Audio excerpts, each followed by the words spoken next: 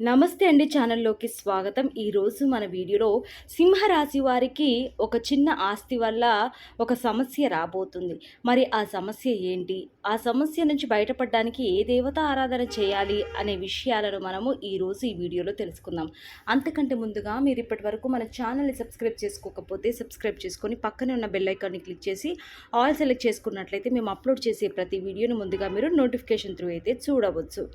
సింహరాశి వారికి 2024 సంవత్సరంలో బృహస్పతి యొక్క అనుకూల ప్రభావం వల్ల అనుకూల ఫలితాలు ఎక్కువగా ఉంటాయి.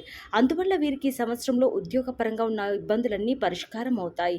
ఈ రాశి వారు ఎవరైనా కొత్తగా ఉద్యోగం కోసం ప్రయత్నిస్తుంటే వారికి ఈ సంవత్సరంలో తప్పకుండా ఉద్యోగం వస్తుంది.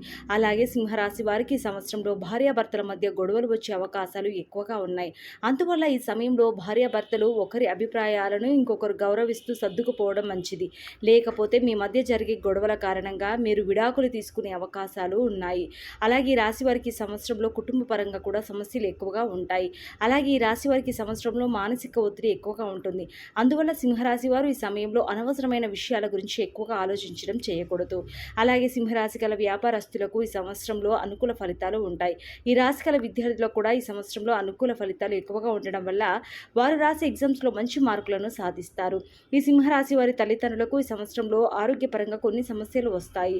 సో సింహరాశి వారు తప్పకుండా వీరు దేవత ఆరాధన చేసి ఆరోగ్య సమస్యల నుంచి బయటపడవచ్చు. అలాగే సింహరాశి వారు 2024 సంవత్సరంలో ప్రతిరోజు శని భగవాన్ని పూజించాలి. ఈ రాశి వారు శని త్రయోదశి రోజున శని భగవానుడి ఆలయానికి వెళ్ళి ఆయన విగ్రహానికి నువ్వుల నూనెతో అభిషేకం చేయడం వల్ల మీ జీవితంలో ఉన్న దోషాలన్నీ తొలగిపోయి అష్టైశ్వర్యాలను పొందుతారు.